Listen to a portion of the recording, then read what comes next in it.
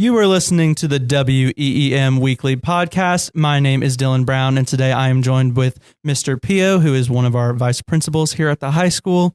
Now, we are in our final stretch of the school year. How are you feeling about the whole year as a whole? I think it's been a good year, and the end of the year is one of those that's kind of twofold. So for the student side, it's gearing up for final exams and then getting to summer, which is always good. But for us on the admin side, it's getting ready for graduation and everything that goes in there. It's one of those events that has to go really well. Mm-hmm.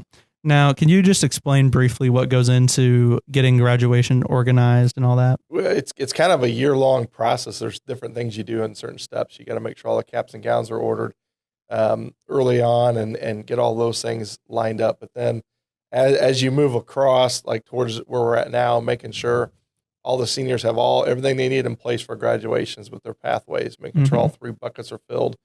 And then it's going over to senior agreement, which it just kind of outlines where you have to be, when you have to be there, what's the dress, different things. And then it's getting ready for rehearsal, getting ready for graduation. And with graduation, it requires us, since we moved it outside for COVID, we've kind of kept it there out on the football field. It's been kind of nice, but that requires us to bring in outside people to set up the stage, to set up the sound. And luckily we have some good community partners that help us out with that.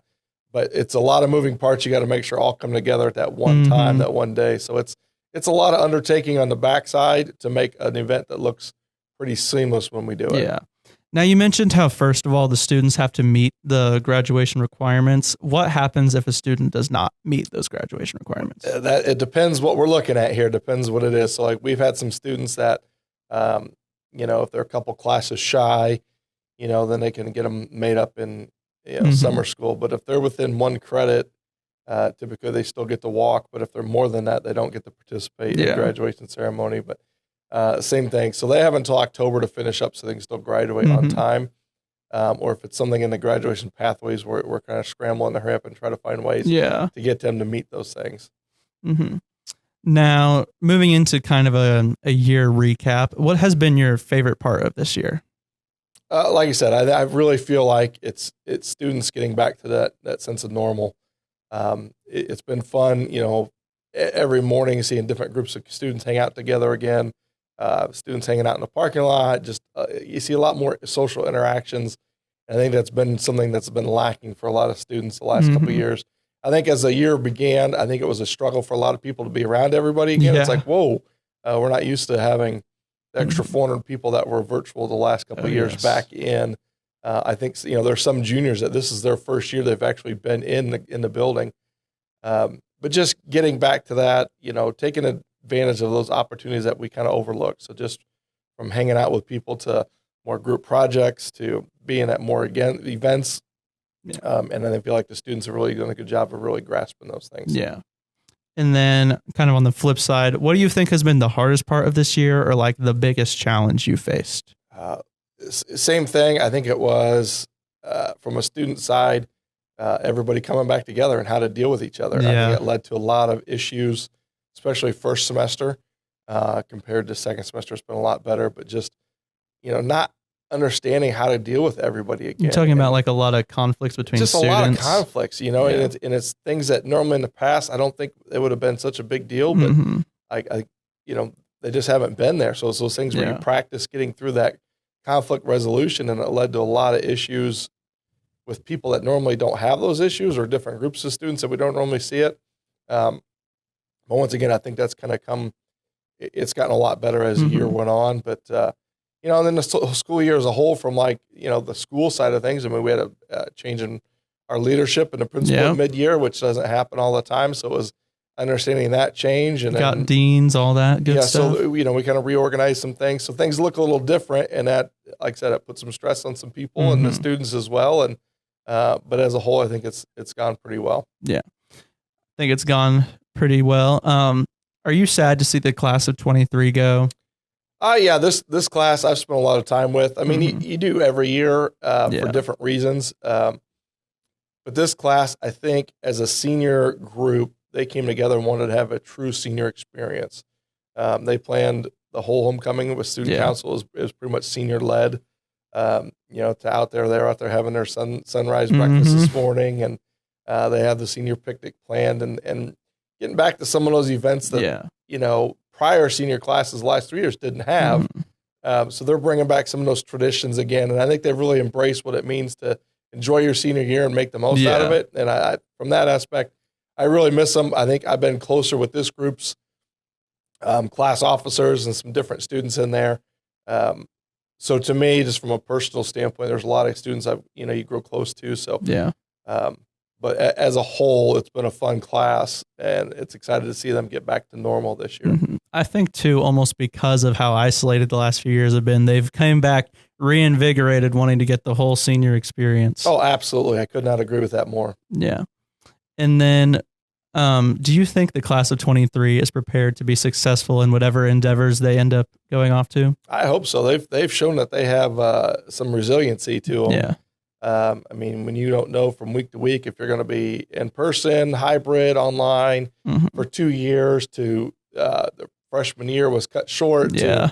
I think they've learned to overcome things and roll with things. And actually, in a lot of ways, it's probably going to make them better off in the long run, because they're going to be able to adapt to different things. Yeah, definitely teaches you resiliency, whether you want it to or not. Yeah, you're forced into it. So I think, the fact that the whole class as a whole is where they're at, I think they've all benefited from that, and it'll serve them well going forward. And then kind of switching gears again, what is something you want to do differently next year than this year to improve upon? I think one thing is kind of the whole school culture a little bit. I think we need to get back to, we were so isolated, we were so different things, and you found comfort in those different pockets within the school, but getting back to celebrating everyone and kind of being more inclusive in terms of, athletics, clubs, just people in general. I think just becoming more accepting of different groups and different, it's okay to have different views and things. So I think the school culture part of thing will improve, but that's one of the things that, I think needs to be addressed a little bit, just to continue to, that, and to get students involved in things. Yeah. I want every student to be involved in something if possible. I think it makes high school a lot more fun when you're involved in things. Yeah. So basically you want to kind of get everyone else, like, kind of separate the niches a little bit and get everyone to, like, experience with all the other I want, I don't want it just to be like, well, let me give you an example. If the basketball team has, a big win, I want everybody to celebrate that. If our academic teams go to state, I want everyone to celebrate that. I want us to take pride in who we are. Yeah. As everyone and as in the everyone, school. Like everything, it's our kids down here in WEEM that are doing a great job. I want them to be looked at the same way as everybody else. I want them to be like, man, that's awesome. Great job. Yeah. I feel like that's and congratulate people and embrace and enjoy other successes as part of your success. I may not have any direct role in a baseball or softball win, but I enjoy when they win. Like I do, because I see the work that goes into it. I see the work that our students do down here. I see what the work that our band and choir students do, our theater kids. And it's amazing. And we got to look at all the great things that we do and be like, man, that's really, don't just be like, oh, you guys didn't do a good job. Well, what are you doing to help with that? Don't cut them down because it didn't go well. Like, hey, you get them next time. Have a little more positive attitude. Yeah, that's a good mindset to have as an administrator too, I think. Yep. Okay, so I know you like school events such as homecoming and prom and all that. What has been your favorite memory from this year? Oh, man. A lot to pick from. There is a lot to pick from. Honestly, I think, I don't know. I think our first assembly in a long time was one that kind of stood out because that was ran by all the students. The students came to us and said, hey, this is what we want to do. And I think that was a lot of fun for me. Prom is always a fun one. Yeah. Because you get to see everybody just in a different element. So I enjoy those. But I think you just take, I can't say that I love one over another. It's you just enjoy each one because they're all different. Like homecoming to prom is totally different. You like them all for different reasons. They all have really cool things to them and it's neat. So I just enjoy them all, to be honest with you. Yeah. I kind of forgot about the pep rally, but now that you mention it, that was the first pep rally I'd ever been to since probably early on 8th grade. Exactly. So like, it was one of those things that like, not everybody probably knew how to handle or take it, but I was like, all right, we're getting back to some things that we haven't done in a long, long time. And it was, I thought it was well done, and the students, like I said, the students led the whole thing, Yeah. so I thought it was great. It's fun to have some teacher competition with the tortilla challenge Yeah, too. absolutely. That was a great time. Mhm. A lot of good laughs. I mean, that was the most competitive game of musical chairs I've ever seen. Oh yeah, It was a lot of fun. It was very intense, and I enjoyed that. Just kind of seeing everybody come together again, and just hopefully they enjoyed it as much as I did. yeah. What is your favorite memory with the senior class, if you have one? I think it's still to come. It's when you get together. Here's one of those weird things. Like graduation rehearsal is one of those fun days. Everyone's like, "Oh, how was it fun?" You're outside practicing it, but really it's kind of the culmination. It's the last time they get to be together as a class, and just kind of the reality sets in. Like, oh wow, this is happening. We're going our own ways. This is the last hurrah, and you kind of see the whole class as a whole come together, and that's to me one of the more special things. So I don't think I've had my favorite memory with them yet. That's most impactful. That's coming up in a couple weeks.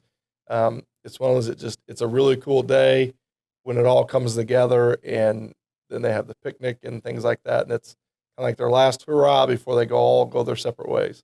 All right. Now just kind of moving into a final recap. What are your goals for next year? My role's kind of changed this year a little bit, so I've kind of moved out of discipline and some more of the curriculum and instruction and some different things. So I know you've been doing a lot of classroom sit-ins or something. I have done a bunch, so it's been really good. So hopefully, I want to continue to push us forward. I don't want us to get stagnant or, I want us to push forward a little bit. Continual growth. Yeah. And so I think, finding new ways to engage students in new ways in the classroom to continue to make our school grow and provide a better education for our students. Yeah. That's going to be my number one focus next year and just kind of moving forward. So I'm kind of excited about the challenge and just, unfortunately, we have a lot of good people that have retired the last couple of years.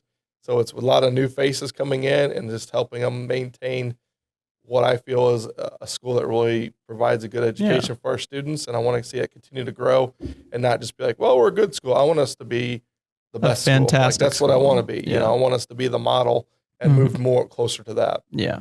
And I think academics should always be the number one priority. Absolutely. I mean, that's what we're here for. I mean, everything else, it makes high school, enjoyable and there's benefit to it. But at the end of the day, your education is what's going to take you further. Whether you go to a trade school, whether you're going to job field, whether you're going to 2-year, 4-year school, whatever it is, I want you guys to be prepared to walk out of here and be, members of society that can be very productive and live the kind of life that you want to live. And for my final question, do you feel like you've met your goals that you had this year? In ways, yes. In ways, no. I think my goals kind of shifted mid-year. I mean, this year's been like changing as the year's gone on, so it's kind of hard to predict. So some of the things we wanted to get back to is student accountability. So in a lot of ways, I think we've met a lot of those. We still have ways to go with some attendance and some different things. But as far as some of the other things, I think it's gotten better. But just, the other goals kind of shifted, so I have a good idea where we need to go now. Yeah. And that'll help me to plan for the next year. So part of it, yes, part of it, no. All right. Well, thank you so much for being on here with me today. It was very nice for you to take your time. Always a pleasure. I appreciate you having me. All right. And for everyone at home, we will have one more interview right after this quick ad, so stay tuned. Welcome back to WEEM Weekly. I am here with Mr. Jones, one of the deans of students, and I'm assuming you're going to be helping out with some graduation things, right? Yeah, I will. Plan on being there. It's the first one I'm attending too, so I'm excited to go.